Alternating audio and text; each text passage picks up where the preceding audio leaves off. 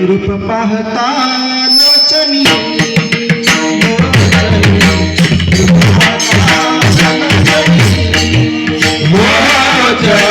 रूप पाहता रूप पाहता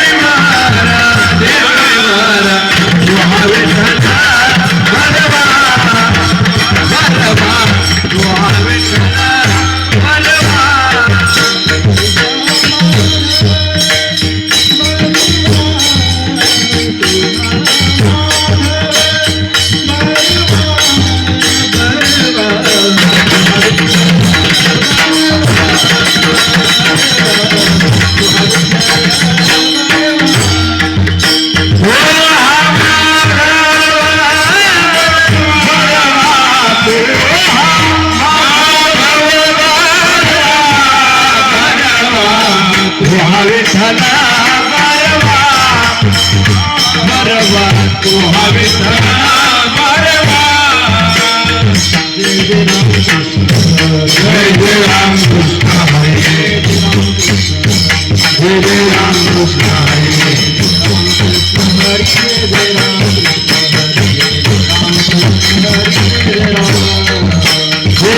राम कृष्ण हरे जय जय राम कृष्ण हरे जय राम कृष्ण हरे जय जय राम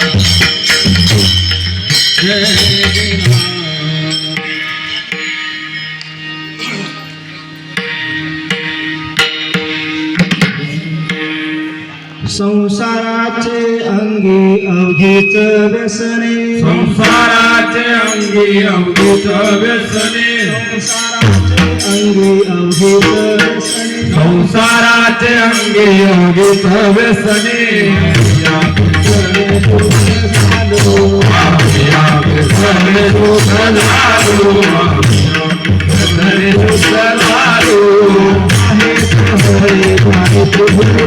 आता हे सोहळे झाले त्रिभुवना आता हे सोहळे झाले त्रिभुवना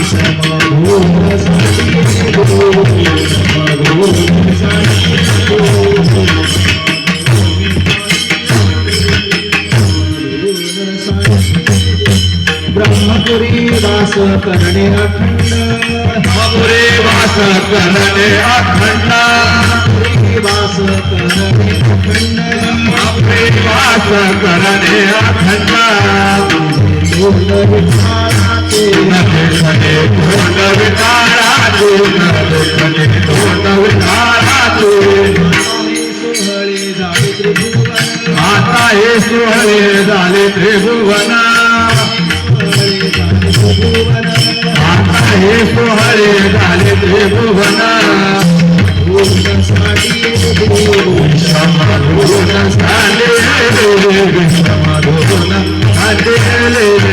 म्हणे आम्हा एकांताचा वाचा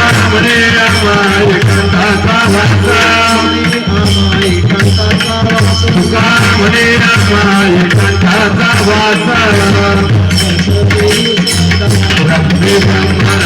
देव सोहळे झाले त्रिभुवन आता हे सोहळे झाले त्रिभुवना आता हे सोहळे झाले त्रिभुवना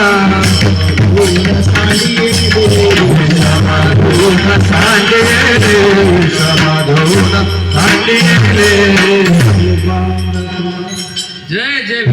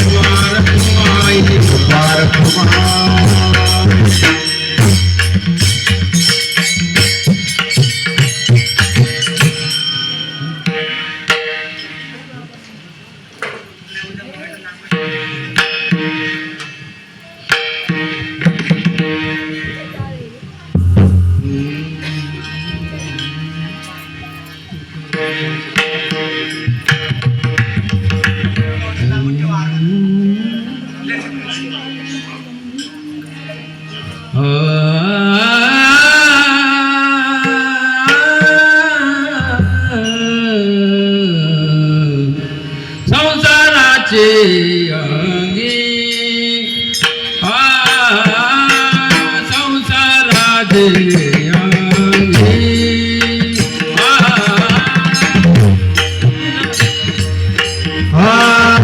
संसाराचे अंगी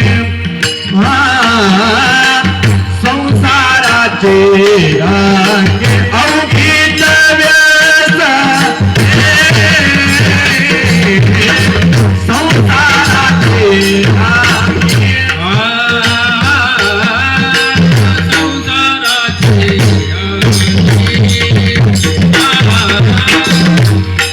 संसाराचे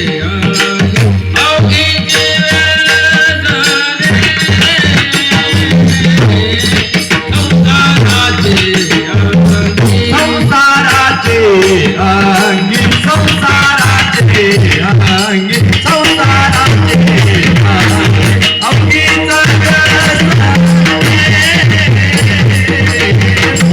संसाराचे रांगे आम्ही कीर्तने शुद्ध झालो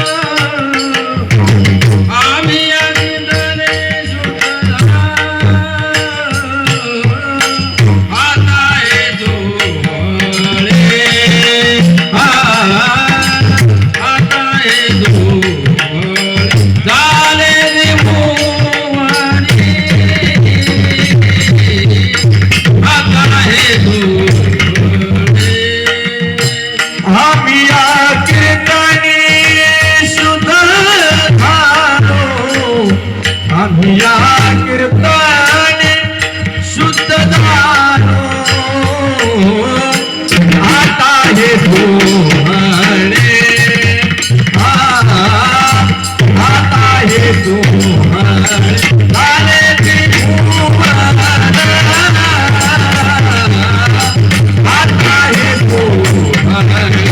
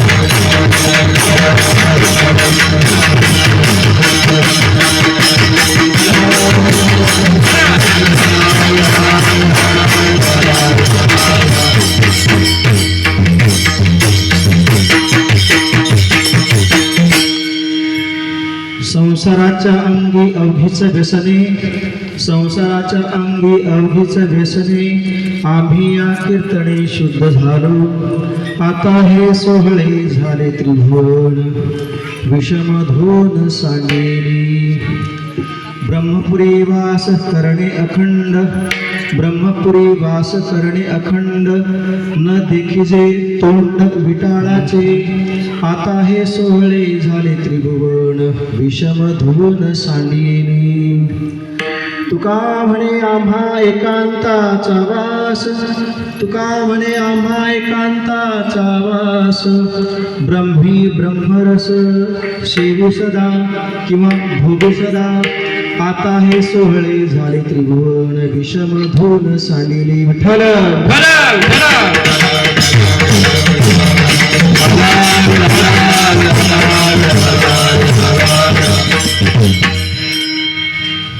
संसाराच्या अंगी अवघीच व्यसने, आम्ही या कीर्तने शुद्ध झालो, आता हे सोहळे झाले त्रिभुवन, विषमधून सांडिली.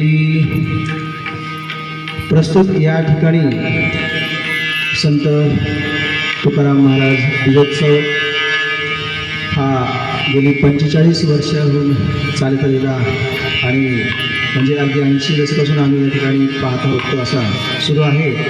आणि या बीजोत्सवातली ही दुसऱ्या दिवसाची सेवा ही जी माझ्या वाट्याला आलेली आहे त्याकरिता हा अभंग आपण निवडलेला आहे. सेवेला प्रारंभ करण्यापूर्वी परिहार ही जे आपण बीजोत्सव साजरा करतो तो म्हणजे संत तुकाराम महाराजांचं जे निर्याण काळ आहे त्या काळातला हा प्रसंग, त्यानुसार हा उत्सव साजरा करतो. त्या ठिकाणचा दरवर्षी असणाऱ्या कार्यक्रमातून ही येणारी सेवा.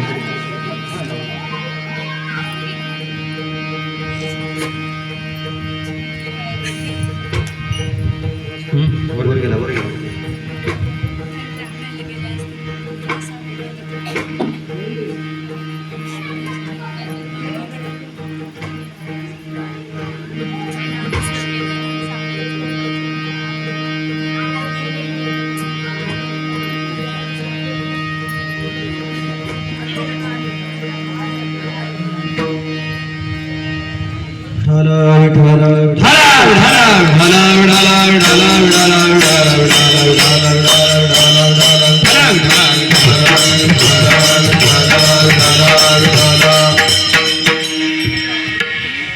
महायोगपीठे तटे भीमरथां वरं पुण्डरीकाय दातुं मुनीन्द्रे समागत्य तिष्ठन्तमानन्दकन्दं परब्रह्मलिङ्गं भजे पाण्डुरङ्गं पाण्डुरङ्गाकरु प्रथमानमन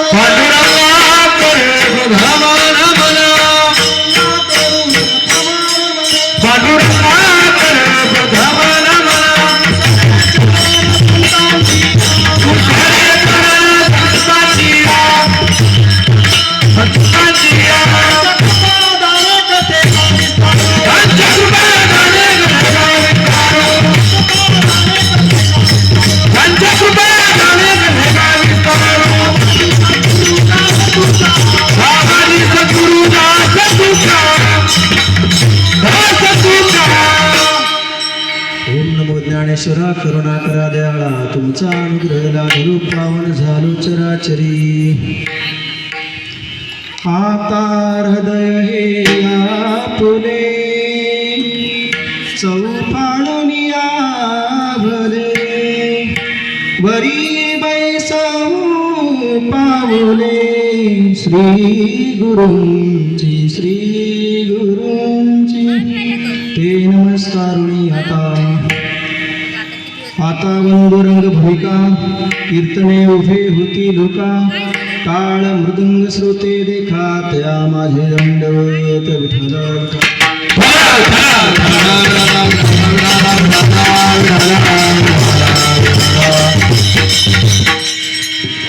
कीर्तनाला सुरुवात करण्यापूर्वी प्रथमतः मी ज्या माझ्या माता भगिनी इकडे बसलेल्या आहेत आपण कृपा करून समोर बसलात तर फार बरं होईल.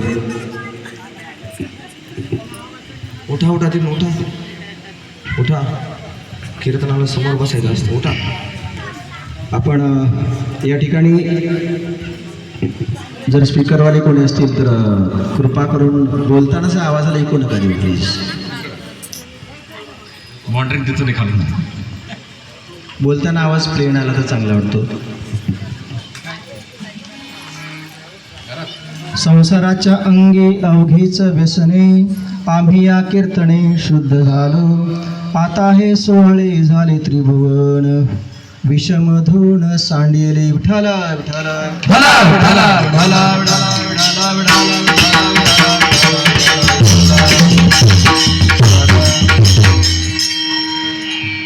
प्रस्तुत या ठिकाणी कीर्तन रूपी सेवेकरता निवडलेला अभंग जगद्गुरु जगद्वंद्य संत शिरोमणी देहू निवासी वैराग्याची अखंड मूर्ती संत तुकाराम महाराजांचा 4 चरणाचा आणि निर्याण काळ प्रसंगाच्या आधीचा त्यांनी लिहिलेला असा अभंग ज्यातून महाराज या ठिकाणी आल्यानंतर आता आम्ही पुढा वैकुंठाला का चाललो या संदर्भातील आपल्याला कारण परंपरा या ठिकाणी देत आहेत. विठ्ठल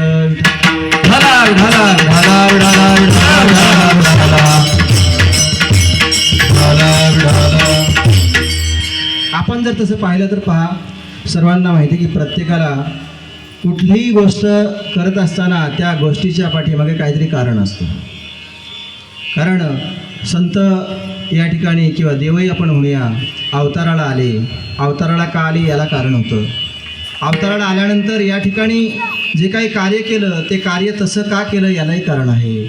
आणि आता जेव्हा जाण्याची वेळ आली तेव्हा जाताना आम्ही का चाललो याचंही कारण परंपरा आहे. आणि ह्या कारण परंपरेच्या स्वरूपातून म्हणजे संतांचं जे वाङ्मय आहे संतांच्या प्रत्येक कृतीला योग्य असं तर्कदृष्टीने आणि शाश्वत असं कारण किंवा त्या कृतीचं वर्णन हे त्यांच्या वाङ्मयातून केलेलं असतं. त्या प्रकारचा हा अभंग हा आपण या ठिकाणी सेवेला निवडलेला आहे. विठ्ठल विठ्ठल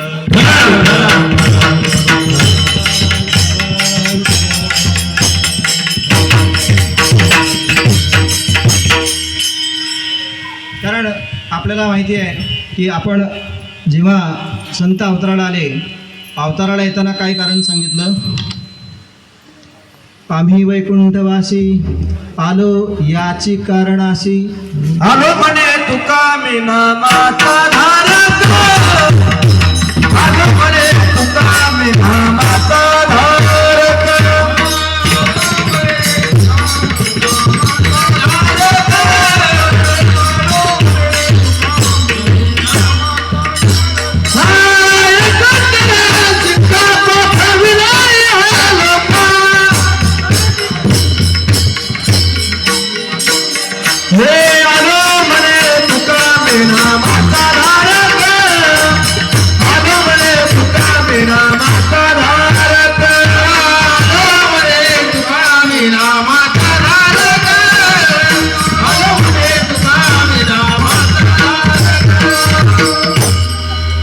एकपणे शिक्का पाठविला यह लोका.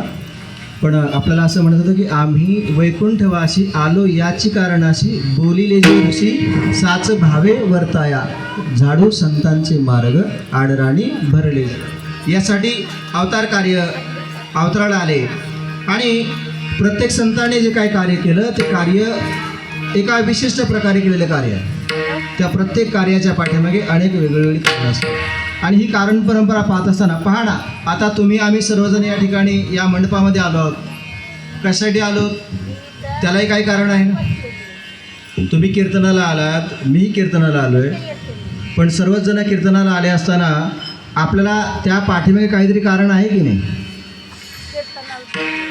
कोणी कीर्तन कसं होतं हे पाहायला आलं असेल, तर कोणी कीर्तन ऐकायला आलं असेल, कोणी कीर्तन ऐकताना त्या ऐकण्यामुळे आपल्याला जे काही थोडंसं काही अंशात्मक ज्ञान होईल आणि त्या ज्ञानाने आपल्याकडचं जे काही दुःख आहे थोडं का होईना हलकं होईल किंवा नाहीसं होईल याच्यासाठी आलं असेल. असंच काहीतरी कारण असेल ना, का तुम्हाला काही कामं नाहीत म्हणून येऊन बसलं, तर असं काही नाही आहे. म्हणजेच काय, प्रत्येक कृतीला काहीतरी कारण आहे आणि नेहमी कृती करत असताना त्या कृतीला कारणाशिवाय कृती ही होतच नसते. कार्यकारणभाव हा सर्व ठिकाणी आहे. त्यानुसार मग मी कीर्तनाला आलो, तुम्ही कीर्तनाला आलात, का हो? कुठेतरी आपलं अज्ञान नाहीसं व्हावं. त्या अज्ञान नाहीसं झाल्यामुळे दुःखाची निवृत्ती होईल आणि दुःखाची निवृत्ती झाल्यानंतर काय होईल? आपल्याला आत्मा आनंदाचा स्वरूपाचा एक थोडासा का होईना अंशात्मक जर गुण मिळाला किंवा कळाला तर निश्चितच आनंदाची प्राप्ती होईल आणि त्यासाठीच आपण या ठिकाणी सर्व आलेलो आहोत. तसं संत तुकाराम महाराज आले आणि आल्यानंतर त्यांनी एक विशिष्ट प्रकारे कार्य केलं आणि ते कार्य तसं का केलं त्याचंही कारण होतं. बुडत हे जन न देखवे डोळा येतो कळवळा हिताचिया म्हणून या की हे जे जन आहे, महाराजांनी म्हटलं की ह्या जगाला किती सांगितलं काही केलं तर ते ऐकत नाही. कारण तुका म्हणे मेलो सांगता सांगता प्रमाण आहे. पण ह्या जगाचा कळवळा येतो म्हणून या ठिकाणी अवताराला आले आणि असं आलं असताना या ठिकाणी आल्यानंतर काय केलं? अवतार कार्य केलं खूप सर्व काही. आणि ज्या वेळेला प्रयाणाची वेळ आली त्यावेळेला त्यांनी आपण का चाललो या परंपरेतून सांगण्याचा प्रयत्न केला. कारण इथे आल्यानंतर काय झालं चरित्रामध्ये, कसं कसं काही गोष्टी घडल्या किंवा काय काय करावं लागलं पहा. अगदी काही गोष्टी ह्या जशा आहेत कार्याच्या त्याप्रमाणेच कराव्या लागतात. आपल्या सर्वांना माहिती आहे की महाराजांनी ज्या वेळेला रामेश्वर भट्टांनी खूप त्रास दिला आणि भट्टांवर ज्यावेळेस काही प्रसंग आला त्यावेळेला काय केलं? त्यांनी रागराग केला का? रागराग नाही केला. फक्त काय लिहिला? एक अभंग लिहिला. चित्त शुद्ध तरी शत्रुमित्र होती व्याघ्रईन खाती सर्पतया. म्हणजे क्षमा मोठा गुण त्या ठिकाणी. मंबाजी शेजारी सुद्धा राहायला आणि शेजारी राहायला असून काटे टाकायचे किंवा मंबाजीने काट्याने मारलं महाराजांना तरीही महाराज कीर्तनामध्ये मंबाजी येण्याची वाट पाहायचे. मंबाजी आल्याशिवाय कीर्तन सुरू करायचं नाही. मंबाजी आल्यानंतरच कीर्तन सुरू करायचं. आणि मंबाजी कीर्तनामध्ये येऊन काय करत होता? काही गुणगान करत नव्हता, महाराजांचा द्वेषच करत होता. निदान आपल्याला एवढं तरी सुख आहे की मंबाजीसारखं कोणी येत नाही. कारण आपण काय पाहिलं, जर पाहिलं ना तर पहा संसारामध्ये दुःख आहेच. कारण दुःख बांधवडी आहे हा संसार सुखाचा विचार नाही कुठे. पण ह्या संसारामध्ये आल्यानंतर जे काही संसारामधले कृती धर्म आहेत ते सर्व करत असताना महाराजांनी ज्या ज्या प्रसंगामध्ये जे जे काही गुण दिले, अहो महाराज जे वागले, महाराज धर्माने नाही वागले, महाराज वागले तोच धर्म झाला. महाराज वागले तोच धर्म झाला. कारण ज्ञानेश्वरीमध्ये पण सांगितलं, येथे वडील जे आचरती तया नाम धर्म ठेवती. आता तो भाग वेगळा झाला, त्याबद्दल आपल्याला काही बोलायचं नाही आहे. पण हे सर्व करत असताना अगदी आपल्याला असंही पाहता येईल की ज्ञानेश्वर महाराजांनी कृती केली, भिंत चालवली, पण कशासाठी हो? भिंत कशासाठी चालवली? हरली चांगयाची भ्रांती, फक्त तेवढ्याच कारणासाठी. नाहीतर मला सांगा, ज्या वेळेला नामदेव महाराजांबरोबर तीर्थयात्रेला गेले, संपूर्ण भारत भ्रमण केलं, बसले असते ना भिंतीवर, सांगितलं असतं चल, पण नाही. जो प्रसंग केला तो तेवढ्याच वेळापुरता. चमत्कार जो तुम्ही म्हणता, जी कृती आपण म्हणतो, ती फक्त ती तेवढ्या एका कारणासाठी. कशासाठी? हरली चांगयाची भ्रांती. रेड्यामुखी वेद बोलवले, पण कशासाठी? गर्भद्विजांचा हरविला, एवढ्यासाठी.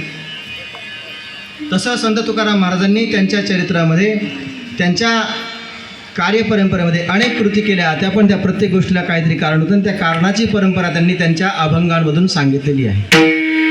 तसंच या ठिकाणी आपण जो अभंग निवडला आहे, त्या अभंगामध्ये महाराजांनी हीच कारण परंपरा सांगत असताना काय केलं आहे? निर्याणाला जात असताना त्यांनी अभंग लिहिले, आणि ते अभंग प्रत्येक श्रोते जे बसलेले आहेत, श्रोत्यांपैकी किंवा त्यावेळेस जे लोक होते त्यांच्यापैकी प्रत्येकाला कळेल अशी त्यांच्या शब्दातली, त्यांच्या प्रकारची कारणमीमांसा त्यांनी त्या ठिकाणी केलेली आहे. विठ्ठल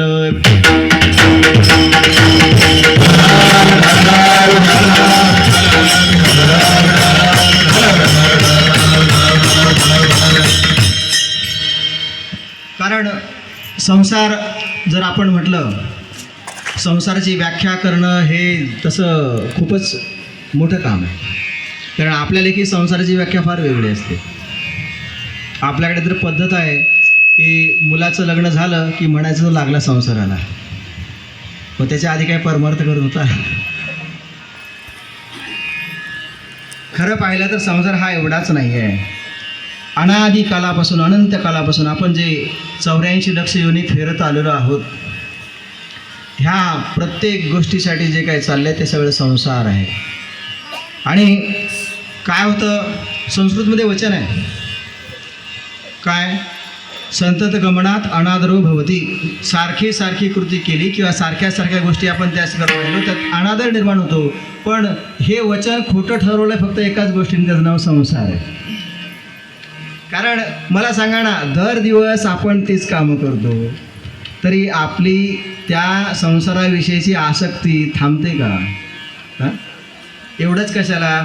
सर्वांना माहिती आहे की जन्माला यायचं आहे, मरायचं आहे, पण तरी पण वाटतं का की तसं व्हावं? नाही वाटत. कारण संसाराची ही जी सवय लागलेली आहे अनादी कालापासून, अनंत जन्मापासून, ती काय आपल्या डोक्यातून जा नाही किती जन्म आलो तरी.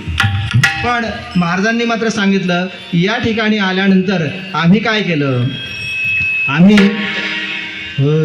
एक धरिला चित्ती, एक धरिला चित्ती, एक धरिला चित्ती, एक धरिला चित्ती.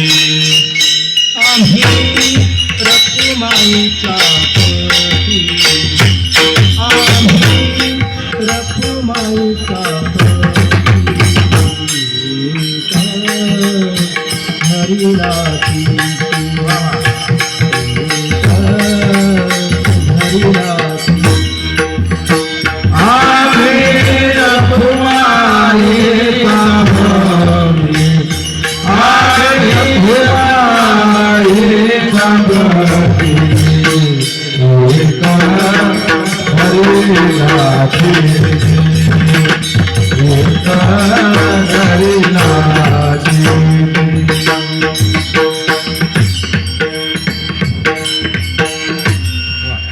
महाराज म्हणाले की आम्ही एकच केलं. काय केलं? एक धरिला चित्ती, आम्ही रखुमाईचा पती. मग त्याने काय झालं?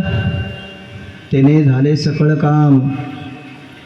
आणि त्यामुळे काय झालं की या संसारामध्ये आल्यानंतर जे काही आम्ही पाहिलं आणि जे काही कार्य केलं, ते कार्य करत असताना जी काही स्वतःची जी पारमार्थिक प्रगती होती, आध्यात्मिक प्रगती होती, ती सर्व साध्य केली. आणि ती साध्य केल्यानंतर आता असं वाटायला लागलं की आता आपली वेळ झालेली आहे. आणि मग इथून तर जायचं आहे. मग जात असताना कारण परंपरा सांगताना महाराजांनी अभंगाच्या पहिल्या चरणात सांगितलं की या ठिकाणी काय आहे, संसाराच्या अंगी अवघीच व्यसने. काय सांगितलं? व्यसने आहेत. व्यसने का सांगितलं बरं? व्यसने आहेत मला सांगा बरं. व्यसन म्हणजे काय हो? व्यसन म्हणजे काय? प्रत्येक गोष्टीचं लागलेलं अखंड वेळ हे व्यसनच असतं. कारण व्यसन काय करतं? आपल्या श्रेयसाचा नाश करतं, त्याला व्यसन म्हणतात.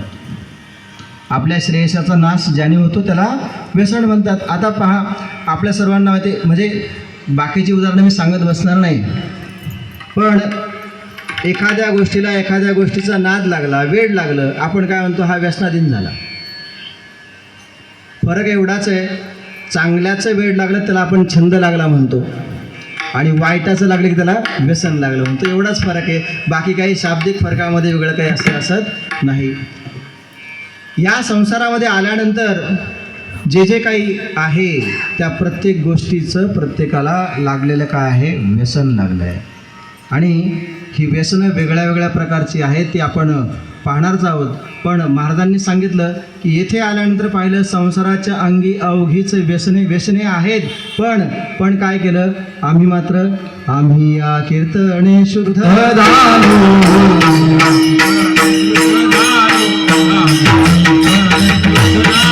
संसाराचे अंगी अवघीच व्यसने, संसाराचे अंगी अवघीच व्यसने, संसाराचे अंगी अवघीच व्यसने, संसाराचे अंगी आम्ही या कीर्तने शुद्ध झालो. कीर्तने शुद्ध झालो.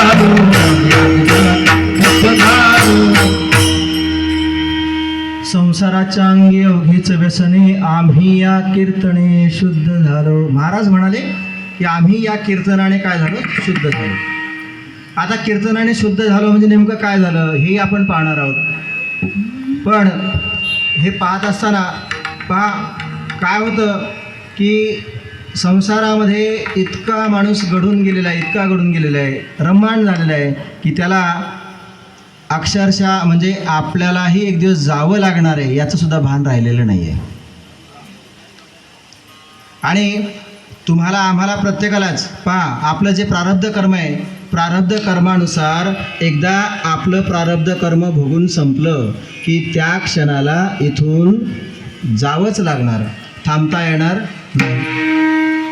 अगदी देवही अवताराला आले आणि अवतार कार्य संपत असताना भले निमित्त काही केलं असेल, व्याधाचा बाण लागला आणि व्याधाचा बाण लागून त्या ठिकाणी देह ठेवला, पण इथून जावंच लागतं. तसं महाराज म्हणाले जावं लागतं आहे. आणि त्यासाठी मग हे प्रयाण प्रसंगातला अभंग इथे आपण घेतला आहे की कीर्तनाने शुद्ध झालो. पण शुद्ध झालो म्हणजे नेमकं काय केलं? आपण सर्वजण, आता मला वाटतं, मला कळतं असं, इथे 45 वर्ष, म्हणजे मी 80ला पहिलीला होतो तेव्हा मी सप्ताह सुरू झाला तेव्हापासून पाहतो. इथेच भजन चालू होतं दुपारच्या वेळेला आणि त्या ठिकाणी अभंग गात होते. ज्या सुखाकारणे देव वेडावला, वैकुंठ सोडून संत सदनी राहिला. मला आठवतं अजून येतो काळातला. पण एवढे वर्ष कीर्तन आपण ऐकतो, पाहतो, कीर्तन ऐकता कीर्तनांचा अभ्यास करता कीर्तनही करायला लागलो तरी आपण नाही म्हणू शकत की आम्ही या कीर्तने शुद्ध झालो. त्याचं कारण आहे, कारण शुद्धत्वामध्ये काय आहे तेही आपल्याला पाहायचं आहे की नेमकं शुद्ध झालो म्हणजे काय करायचं. आपण कीर्तन ऐकतो पण कीर्तन म्हणजे नेमकं काय हेच आपल्याला माहिती नाही आहे. आणि कीर्तन फक्त यायचं, करायचं, आपल्याला आनंद मिळेल तेवढा घ्यायचा आणि निघून जायचं, याच्या पलीकडे आपण नाही पाहिलेलं आहे. पण कीर्तन करत असताना किंवा कीर्तन ऐकत असताना मला सांगा, आपल्यातला भेद गेला आहे का हो? जोपर्यंत हा भेद जात नाही तोपर्यंत त्या शुद्धीच्या मार्गाला आपण लागत नाही. असं अहो काय झालं, संत तुकाराम महाराज शेतामध्ये गेले असताना त्यांच्या जाण्याच्या प्रसंगातून चिमण्या उडून गेल्या आणि चिमण्या उडून गेल्यानंतर त्यांना वाईट वाटलं का की माझ्यामुळे जर हा पक्षी उडून जात असेल तर काय माझ्यात त्याच्यामध्ये अंतर आहे आणि हे अंतर नाही राहिले पाहिजे. त्यांनी भजन केलं. नंतर चिमण्या अंगावर येऊन बसल्या. त्यावेळेला काय झालं, भेद गेला. आता चिमणी आणि हे म्हणजे अंतर राहिलं नाही. ज्ञानेश्वर महाराजांना ज्यावेळेस विचारलं की हा रेडा चालला आहे, ज्ञानदेव त्याचं नाव आहे, महाराज काय म्हणाले, तोही आत्मा माझा. बरोबर, म्हणजे भेद राहिला नाही. आणि हा भेद ज्या वेळेला जातो त्याच वेळेला काय म्हणू आपण, आम्ही या कीर्तने शुद्ध झालो, आम्ही या कीर्तने शुद्ध झालो, आम्ही या कीर्तने शुद्ध झालो. काळाचे अंगी अवघित व्यसने, संसाराचे अंगी अवघित व्यसने. आम्ही या कीर्तने शुद्ध झालो.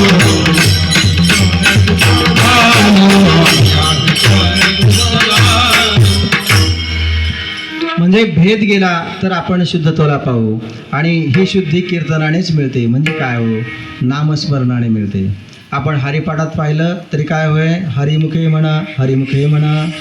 अगदी ज्ञानेश्वर महाराजांचा झाला, एकनाथ महाराजांचा घ्या, हरिमुखी गाता हरपली चिंता, त्या नाही मागोता जन्म घेणे.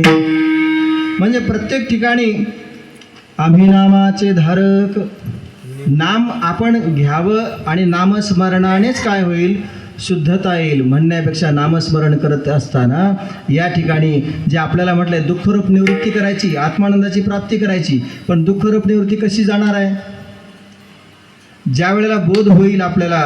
कशाचा बोध होईल की आपण जीव आणि शिव वेगळे नाही आहोत. ममैवांशो जीवलोके जीवभूत सनातना, माझाच अंश आहे हा जीव आणि शिव एकच आहेत, वेगळे नाही आहेत. म्हणजे आपण ब्रह्मत्वाला प्राप्त होऊ. त्यावेळेला मला सांगा, मग आता आपण ब्रह्मण आहेत का? आपण आता ब्रह्मण आहेत का? तुम्ही बसले असलेले सगळे उभे राहिले त्या सर्व आपण ब्रह्मण आहेत आहोत ना? आपण कळतंय कुठे? ते जर कळालं असतं तर मला वाटतं कुठल्याच प्रकारचा भेद राहिला नसता. म्हणजे नामदेव महाराज त्या कुत्र्याच्या पाठीमागे जे वाटी घेऊन लागले का, भेद नव्हता राहिला कुठल्या प्रकारचा. आणि संतांच्या लेखी कुठल्याच प्रकारचा भेद नसतो, म्हणून ते शुद्ध झाले कीर्तनाने. आणि मग अशी शुद्धी प्राप्त झाल्यानंतर काय झालं, मग आता हे सोहळे झाले त्रिभुवन, विषम धोन सांडिले. काय झालं या शुद्धीमुळे, तर सगळं त्रिभुवन सोहळे झालं. सोहळं माहिती आहे तुम्हाला? सोहळं माझ्या लहानपणी मी पाहिलेला प्रसंग म्हणून सांगतो. मामाच्या गावाला गेलेलो असताना तिकडे मंदिराच्या समोर एक बारव त्याला आम्ही म्हणायचो. त्या बारवेमध्ये सकाळी सकाळी स्नानाला ब्राह्मण काका गेले होते मंदिराची पूजा करणारे. आणि नेमकं आम्ही त्यावेळेला तिथे गेलो. गेल्यानंतर त्यांनी खालून आवाज दिला आतून, ए खाली उतरू नका, वरच थांबा. का वर थांबा? मी सोहळ्यात आहे, मी सोहळ्यात आहे आणि मी इथून गेल्यानंतर पाणी घेऊन देवाला वाहणार आहे, म्हणून हे माझं सोहळं टिकलं पाहिजे. तुम्ही जर आलं तर काय होईल, स्पर्श झाल्यामुळे मी सोहळ्यात नष्ट होईल. पण इथे ते सोहळं नाही आहे, लक्षात घ्या. सोहळं म्हणजे काय हो, जर तुम्हाला ब्रह्मस्वरूपत्व प्राप्त झालं, तुम्हाला ब्रह्माचं ज्ञान झालं तर काय होईल, सगळं जगच ब्रह्म आहे. आणि जगत जर ब्रह्म असेल तर आता इथे सोहळं ओवळं काय राहिलं का? सोहळं नाही, ओवळं नाही राहणार. कारण सोहळं म्हणजे वस्त्र नाही. सोहळं ही आत्म्याची शुद्धता स्वरूपाची आहे की जिथे आत्मा परमात्मा एकच आहे याचं ज्ञान तुम्हाला झालं. आणि ते ज्ञान झाल्यानंतर तुमच्यातले सगळेच भेद नाहीसे झाले. आता काय झालं, आता सर्वाभूती पाहे एक वासुदेव, पुसोनिया ठाव हंतेचा. हे सर्व झालं तर आणि तरच काय होईल. आता हे सोहळे आणि महाराजांच्या कार्यामध्ये हे सगळं तसंच झालेलं होतं. महाराजांना काय, महाराजांना सर्व जग हे पांडुरंग परमात्मा दिसत होतं आणि त्याच्यामुळे त्यांच्या लेखी त्यांना त्रास देणाराही पांडुरंग आणि त्यांची स्तुती करणाराही पांडुरंग, की अक्षरशः म्हणजे बरेचसे लोक असे होते की जे महाराजांच्या कीर्तनामध्ये येऊन त्यांची कीर्तनं ऐकून त्यांचे भक्त झाले. शिवबा कासार लोहगावचे ते महाराजांचा फार द्वेष करायचे, पण द्वेष करूनही एक दिवस त्यांना फक्त कोणी सांगितलं कीर्तनाला लोहगावला या. लोहगावला 7 दिवसाचा सप्ताह होता आणि त्या सप्ताहामध्ये शिवबा कासार त्या ठिकाणी पहिल्या दिवशी म्हणाले जाऊ, नाही आले. दुसऱ्या दिवशी जाऊ म्हणाले, नाही आले. तिसऱ्या दिवशी आले आणि पुन्हा 7 दिवसभर ते गेलेच नाहीत. आणि गेले नाही, त्यांनी कीर्तनं ऐकली आणि ते महाराजांचे भक्त झाले. जो माणूस फक्त पैसा पैसा पैसा करत होता तो पैसा सोडून विठ्ठल विठ्ठल करायला लागला. आणि हे त्यांच्या पत्नीने घरी गेल्यानंतर बघितलं की आपला पती एवढे दिवस फक्त पैसे पैसे पैसेच म्हणायचा, आता मात्र काय म्हणतोय, विठ्ठल विठ्ठल म्हणतो. हे बरोबर नाही आहे. आणि हे बरोबर नाही, हे कोणामुळे घडलं, संत तुकाराम महाराजांमुळे घडलं. मग काय करायचं, महाराजांना आंघोळीला बोलवलं आणि अक्षरशः उकळतं पाणी त्यांच्या अंगावर टाकलं. अंगावर पाणी टाकल्यावर काय केलं महाराजांनी, महाराजांनी त्यांना काही नाही बोलले, देवाला धावा केला की वणवा लागला अंगाला, देवा धाव. जळे माझी काया लागला वनवा, जळे माझी काया लागला वनवा, भावरे केशवा माझ्या बापा, माझ्या बापा, भावरे केशवा माझ्या बापा. जळे माझी काया लागला वनवा, जळे माझी काया लागला वनवा, भावरे केशवा माझ्या बापा, भावरे केशवा.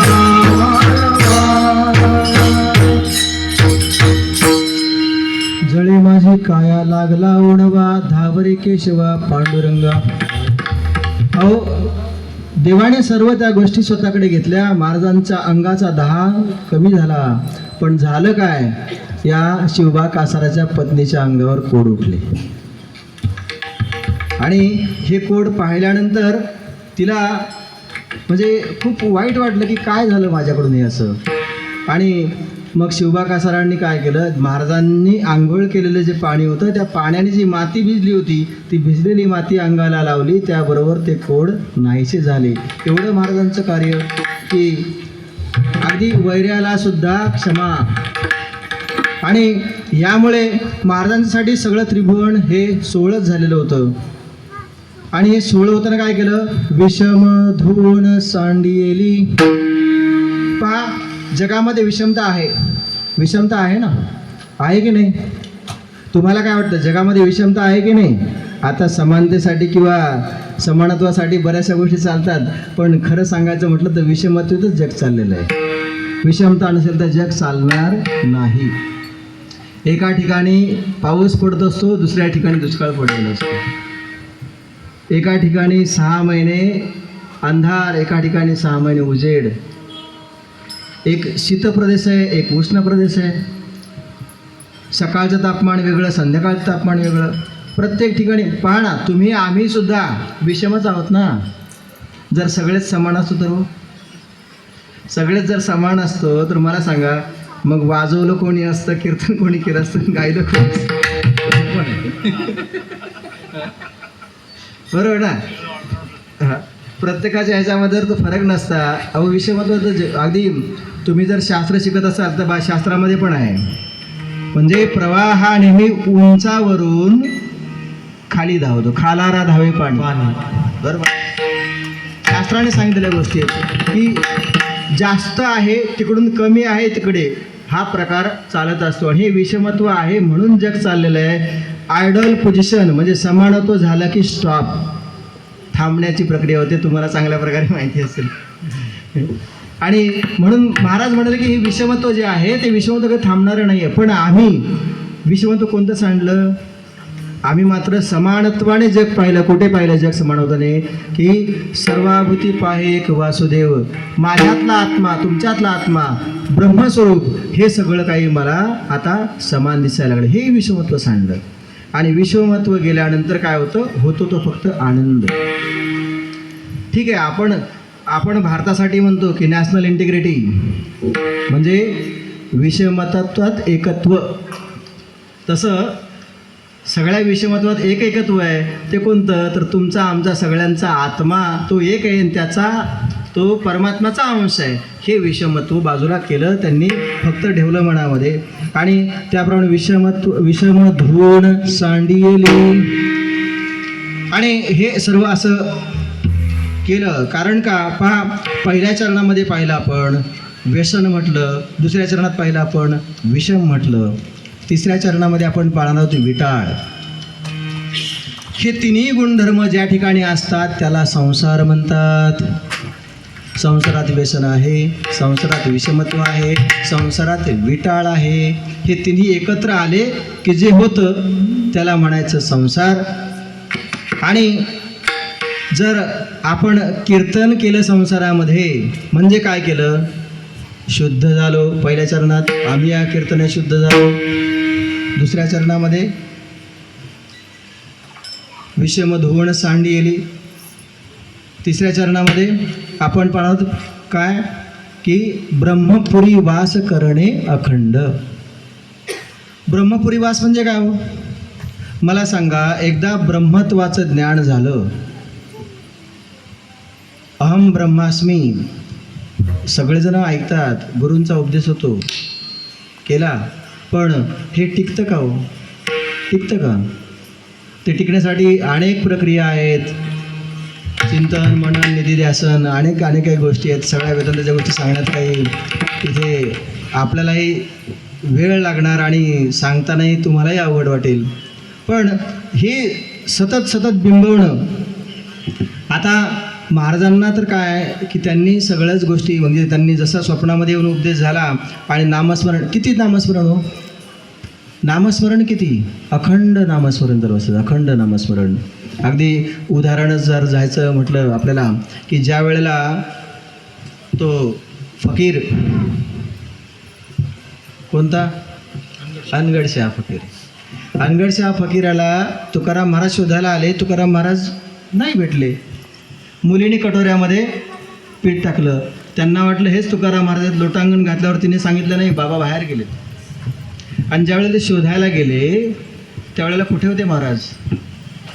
पण ज्या ठिकाणी होते त्या ठिकाणी काय होतं? तिथून आवाज येत होता विठ्ठल नामाचा. म्हणे बघा म्हणजे काय की काळ वेळ नाम उच्चारिता नाही, दोन्ही पक्ष पाही उद्धरती. सततच्या नामस्मरणातून, अखंड नामस्मरणातून, कीर्तनातून शुद्धी प्राप्त झाल्यानंतर त्या ठिकाणी ब्रह्मत्वाला माणूस प्राप्त झाल्याशिवाय राहत नाही. देहीच विदेही भोगू दशा. जीवनमुक्तीचा आनंद महाराजांच्याकडे होता.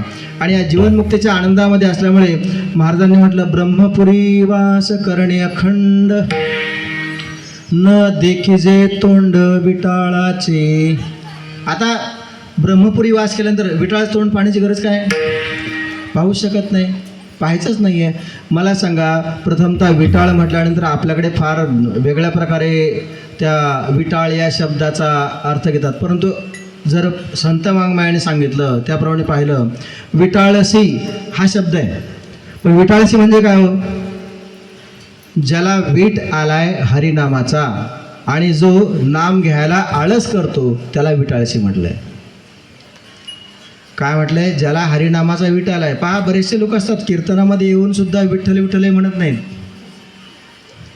हां, अगदी सतत कानावर पडत असतं. असे असतात घरामध्ये पण की कानावर सतत पडतं पण कधीच त्यांना ते पाठही होत नाही आणि ऐकतही नाही. अनेक अनुभव असतात प्रत्येकाचे. पण ज्याला ह्याचा वीट आलाय आणि जे हे नाव घ्यायला आळस करतो त्याला विटाळशी म्हणतात. आणि संसारामध्ये काय हो? संसारामध्ये असेच आहेत ना.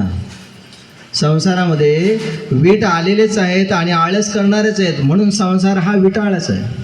म्हणून संसार काय आहे?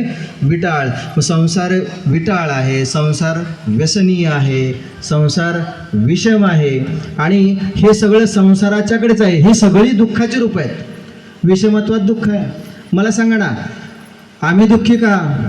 माझ्यापेक्षा तो श्रीमंत आहे म्हणून मी दुःखी, माझ्यापेक्षा बाजीराव चांगलं गातो म्हणून मी दुःखी, माझ्यापेक्षा राजेश चांगलं वाजवतो म्हणून मी दुःखी. म्हणजे उदाहरण काय सांगून दिलं आहे मला? फक्त मला एवढंच सांगायचं आहे, विषमत्व आहे ना, विषमत्वात दुःख आहे.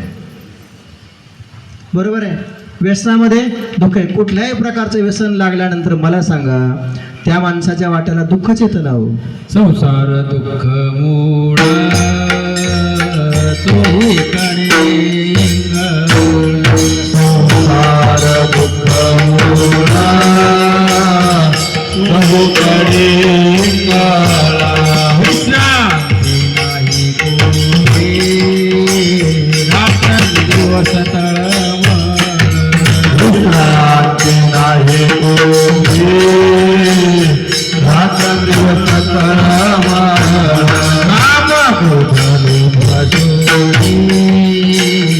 पाठी लागले उडाल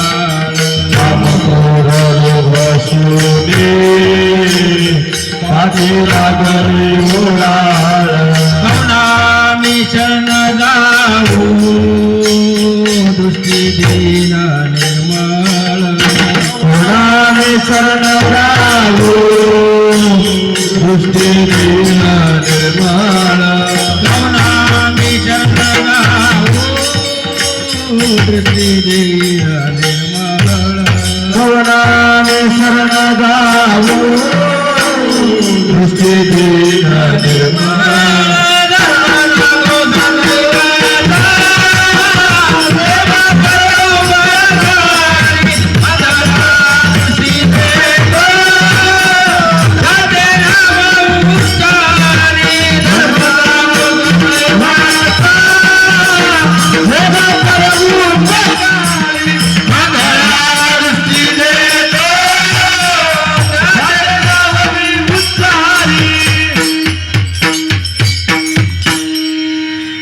संसार दुःख मूळ, कारण त्याच्यामध्ये व्यसन आहे, त्याच्यामध्ये विटाळ आहे आणि त्याच्यामध्ये विषमत्व आहे. ह्या सर्व गोष्टी असल्यामुळे तो दुःख मूळ आहे. पण हा दुःख रूप असणारा संसार, त्यातही आम्ही काय केलं? आम्ही मात्र कीर्तनाने शुद्ध झालो. शुद्ध पहिल्या चरणामध्ये सांगितलं, दुसऱ्या चरणात सोहळे सांगितलं, तिसऱ्या चरणात ब्रह्मपुरी वास अखंड सांगितलं. म्हणजे 3 प्रकार सांगितले, 3 शब्द सांगितले, शुद्ध, सोहळे आणि ब्रह्मपुरी वास.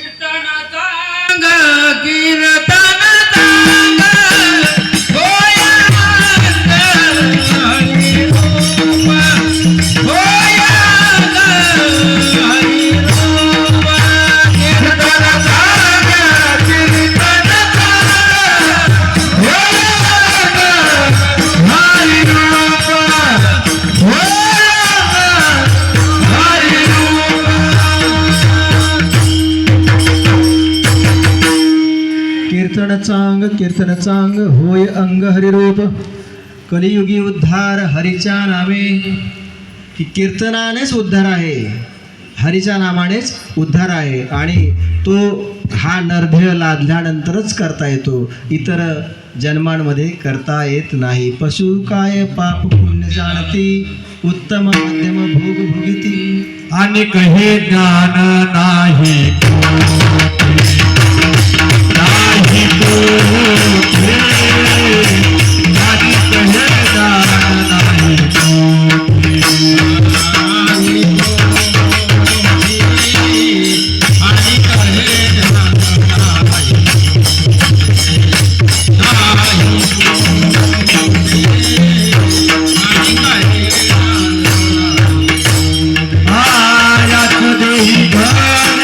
देवाचे भजन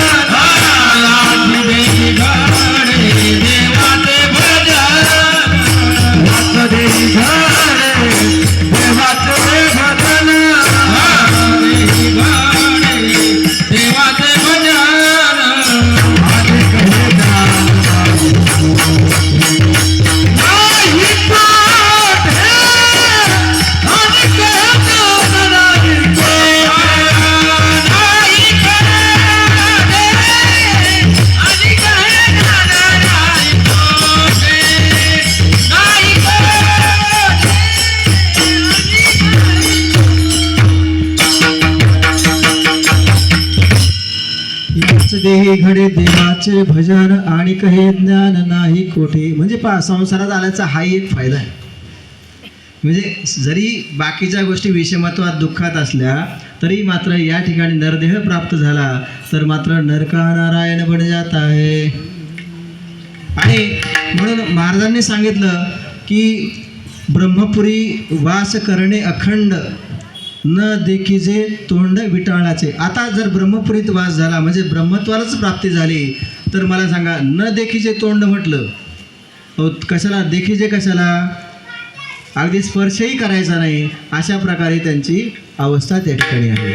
आणि म्हणून आपण पाहिलं की कीर्तनाने शुद्धी होते आणि शुद्धी एकदा झाल्यानंतर मग काय सोहळ्यात काय न ओवळ्यात काय. आता सोहळंही राहिलं नाही, ओवळंही राहिलं नाही आणि अखंड ब्रह्मपुरी वास झाला. म्हणून आपण या ठिकाणी विठ्ठलाचं भजन करूया. विठो बार कुमारी बार कुमारी बार कुमारी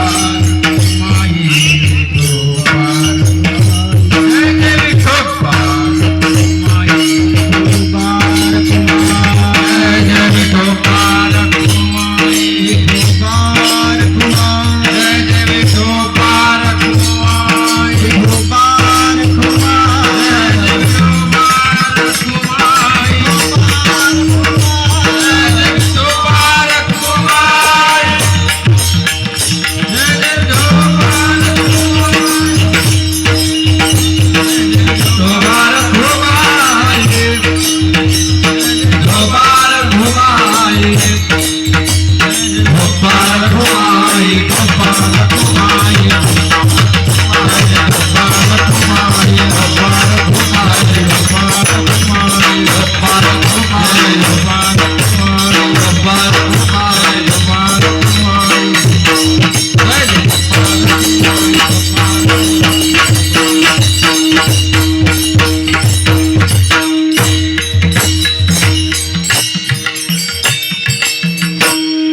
संसाराच्या अंगी अवघीच व्यसने आम्ही या कीर्तने शुद्ध झालो. आता हे सोहळे झाले त्रिभुवन विषम धुन सांडेली. विठाला विठाला खला खला खला खला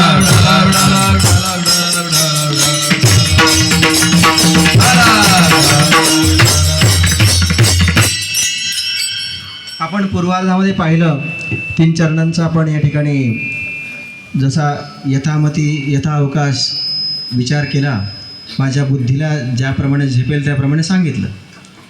आता उर्वरित जो भाग आहे उत्तरार्ध आपण त्या ठिकाणी पाहणार आहोत. हे सर्व करत असताना संसारामध्ये 3 शब्दांनी सांगितलं, संसाराची व्याख्या केली. जिथे व्यसन आहे, जिथे विषमत्व आहे, जिथे विटाळ आहे ते दुःख रूप आहे त्या ठिकाणी. आणि हे करत असताना आम्ही मात्र शुद्धत्वाला पावलो, शुद्धी कीर्तनाने मिळाली. आणि मग आता हे सोहळे झाले त्रिभुवन. मग काय झालं तर ब्रह्मपुरी वास केला. आणि एवढं सर्व करत असताना मग काय, आता आम्हाला एकाच गोष्टीची आस लागली आणि ती कुठली, सांगितलं की तुका म्हणे आता एकांताचा वास, एक वास. आता का म्हटलं मला सांगा. आता शब्द हा प्रत्येक ठिकाणी लावू शकतो आपण, अभंगच तशा प्रकारचा आहे. आता संसाराच्या अंगी अवघीचं व्यसने आता आम्ही या कीर्तने शुद्ध झालो. आता हे सोहळे झाले त्रिभुवन विषम धुवन सांडेली. आणि हे झाल्यानंतर आता ब्रह्मपुरी वास करण्याकडे आता प्रत्येक ठिकाणी आपण लावू शकतो, लावलेलं आहे. एकांताचा वास म्हणजे काय हो? हे सगळं केल्यानंतर मला सांगा, महाराजांची काया कशी होती हो? सहज टाळी लागली ब्रह्मानंदी. जिथे आहे त्या ठिकाणी ते ब्रह्मत्वालाच प्राप्त झालेले होते, विलीन झालेले होते. अगदी म्हणजे उदाहरण जर पाहिलं तर ज्या वेळेला मांडी कापली, काय निघालं? मांस नाही निघालं. तुम्ही ऐकलं असेल बऱ्याचशा वेळेला, बरोबर ना, की म्हणजे त्यांची काया ही सुद्धा ब्रह्मरूपच झालेली होती. सदैव वैकुंठाला गेले हे याच्या प्रसंगामध्ये किंवा काही ठिकाणी भ्रम प्रसरवण्याचा अनेक प्रयत्न झाले, पण आपली सर्वांची श्रद्धा आणि आपला गाढ विश्वास दृढ विश्वास आजही तोच आहे. कारण का महाराजांनी निश्चितच ते ज्या स्वरूपाला प्राप्त झाले होते ते देहीचे विदेही भोगदशा अशा प्रकारामध्ये आणि का बरं जाणार नाहीत. म्हणून त्यांनी सांगितलं की आम्हाला आता काय करा, आम्हा एकांताचा वास ब्रह्मी ब्रह्मरस सेवू सदा. कारण आपल्याला सर्वांना माहिती आहे काय की ब्रह्मरस हा काय, ब्रह्मरस घेई काढा तेने पिढा वारेल. आणि फक्त काय पथ्य नाम विठोबाचे आणिक वाचे नसेल. ब्रह्मरसाची चवी आण रस रुचती केली. एकदा त्याची गोडी लागली की आपल्याला दुसऱ्या कशाची गोडी लागणार नाही. अहो बोला बोला. चवी चवी घेऊ घास ब्रह्मरस आवडी. हां, चवी चवी घेऊ घास ब्रह्मरस आवडी. कारण हळूहळू एके वेळ एके तुले एके वेळ म्हणलं हळूहळू एकदा चव लागली, गोडी लागली की काय होईल हो, गोडी लागल्यानंतर ती गोडी वाढत जाईल आणि ती अखंड तशीच राहील. अहो एवढंच पहा ना, प्रत्येकाला आपल्याला प्रत्येक काही गोष्टींची सवय लागलेली असते. तीच गोष्ट आपण सतत सतत सतत करत राहतो ना. का करतो आपण? आवडीने. मला सांगा ना, पहिल्या वेळेला इथे मंडपात येत असताना पावलं अडखळले असतील, वाटलं असेल कशाला जायचं. पण इथे आल्यानंतर जसं मी म्हटलं की काही गोडी काढायला लागली. मग कोणी म्हणायला शिकलं, कोणी गायला शिकलं, कोणी वाजवायला शिकलं, कोणी आणि काही गोष्टी करायला शिकलं. काहींना आनंद वाटत राहिला. त्या आनंदाच्या गोडीपायी आपण येतोच नाही इथे, बरोबर ना. तसं जर आपण त्या गोडीला प्राप्त व्हायचं आहे, मला सांगा प्रत्येकाने जर ठरवलं की आपण आपल्या घरामध्ये एक 5 मिनटं चला नामस्मरण करूया सगळे एकत्र मिळून. एक आठवडा 5 मिनटं करा, पुढच्या आठवड्यात 10 मिनटं करा, नंतर 15 मिनटं करा.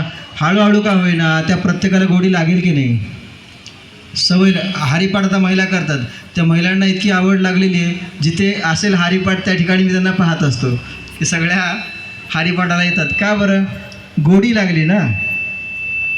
आणि काय होतं माहिती आहे का, ह्या नामस्मरणाचा परिणाम हा खूप खूप खूप मोठा आहे, खूप मोठा परिणाम आहे. तुम्हाला एकदा नामस्मरण करण्याची सवय लागली की आपोआपच तुमच्या दुःखद प्रसंगाच्या वेळेला तुम्ही न घेता त्याचं नाव येतं. नित्यने बनामी ते प्राणी दुर्लभ लक्ष्मी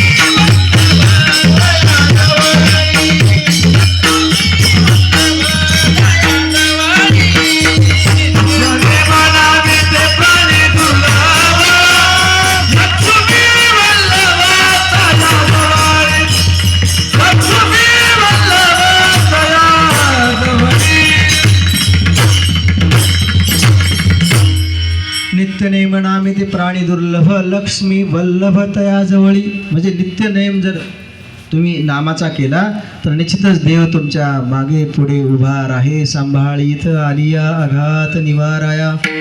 राहणार ना, का नाही राहत. कारण अगदी छोटे छोटे प्रसंग, मला सांगा तुमच्या छोट्या प्रसंगासाठी जर तू धावून येत असेल, उदाहरणं अनेक असतात प्रत्येकाच्या जीवनामध्ये, ज्याने त्याने स्वतःचं तपासून पहा, बरोबर ना.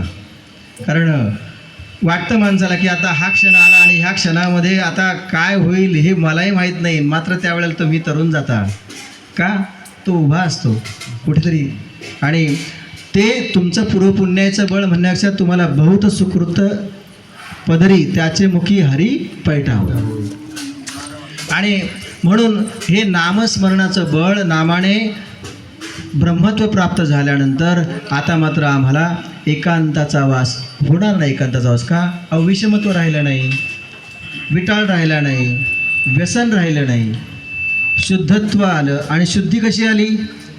सोवळही नाही आणि ओवळही नाही. आता जर काहीच नाही तर उरलं काय? एकत्वच उरलेलं आहे. आणि ते एकत्व म्हणजे एकांताचा वास. आणि त्या ठिकाणी काय करू आम्ही? त्या ठिकाणी मात्र ब्रह्मी ब्रह्मरस सेवू सदा. ब्रह्मरसाचं सेवन करत राहू, म्हणजेच नामस्मरण करत राहू. आणि महाराजांनीच म्हटलं नामस्मरण करायचं ते कुठे घडणार आहे? इथेच घडणार आहे. जरी चाललो तिकडे तरी काय म्हटलं? सुखे घालू गर्भवासी, बरोबर ना. की जरी चाललो तरी पुन्हा